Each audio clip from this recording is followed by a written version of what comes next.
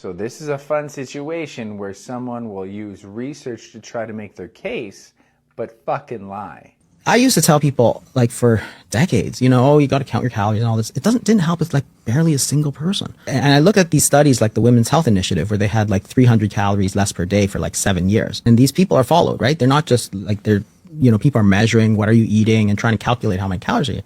And by the end of that, they weighed 1/4 pound. So somebody who followed their usual diet might weigh 200 pounds. A person who followed this calorie restricted diet weighed 190. And it was at 300 calories less than they were originally eating? Got older. Both groups actually ate less.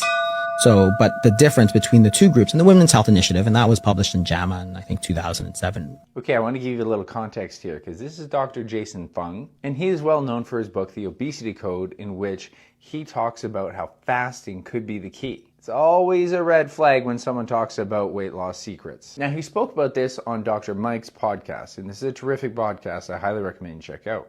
So you might have heard a little ding that went off there when he was talking about this research article, because this is going to be a fact check that he actually does after the podcast episode. And this is what Dr. Mike found out. Health Initiative study, and references that one of the groups followed a calorie restrictive diet, and that is absolutely false.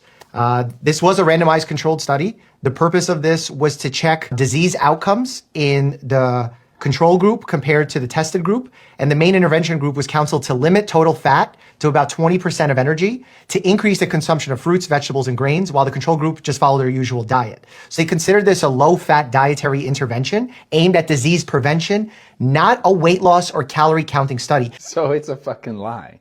Now, as I mentioned, Dr. Fung is a fasting advocate. So why don't we look at an actual study and not just make up shit about comparing intermittent fasting, time-restricted eating to a standard calorie deficit.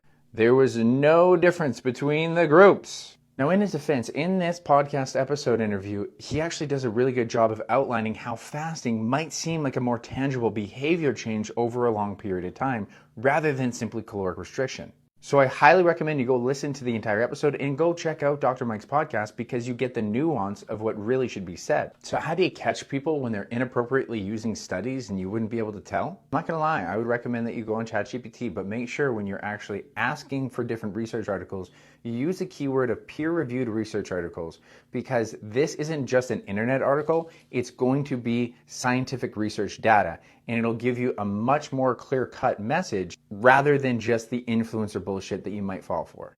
And just always caution people who are talking extremes, and listen to more of the people who give you the realistic in between.